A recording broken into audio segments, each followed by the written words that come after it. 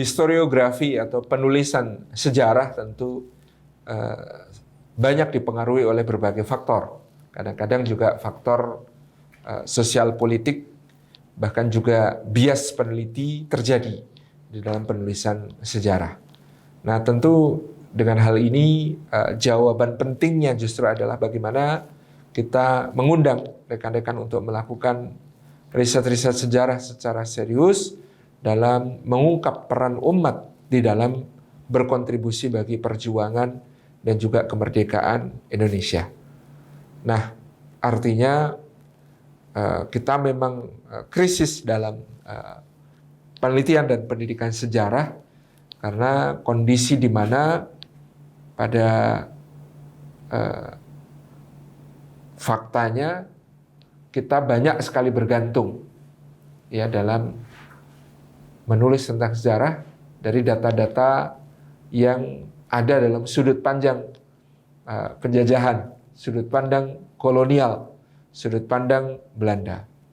Tentu sebagai data dia bisa kita ambil tentu dengan tetap memberikan pandangan dan telaah yang kritis dan juga mencari pembanding yang sebanyak-banyaknya dari sumber-sumber yang mampu kita akses. Seperti tadi, bagaimana kemudian saya mengungkapkan tentang Syekh Abdul Samad Al-Falimbani, tentu tidak hanya sumber-sumber Belanda yang kemudian bisa berbicara tentang tokoh ini, tapi sumber-sumber Nusantara, sumber-sumber bahkan dari karya-karya tulis beliau sendiri, dan lain sebagainya, mengungkap peran yang luar biasa dari seorang Syekh Abdul Samad Al-Falimbani dalam memberikan inspirasi dan motivasi kepada para pemimpin Nusantara pada zaman itu untuk berjihad melawan penjajahan. Peran-peran yang terus ada dan kita tidak berhenti hanya pada mengungkap peran yang telah dimainkan oleh para tokoh muslimin pada masa lalu, tapi bagaimana menggerakkan para pemuda hari ini juga untuk sebagaimana mereka tidak lelah mencintai negeri ini, tidak lelah untuk terus berjuang, tidak lelah untuk bekerja keras, ya, memberikan sumbangsi yang terbaik.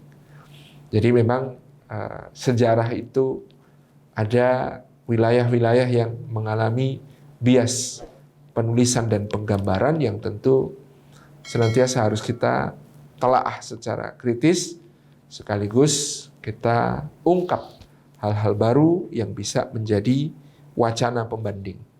Wallahu a'lam bishawab.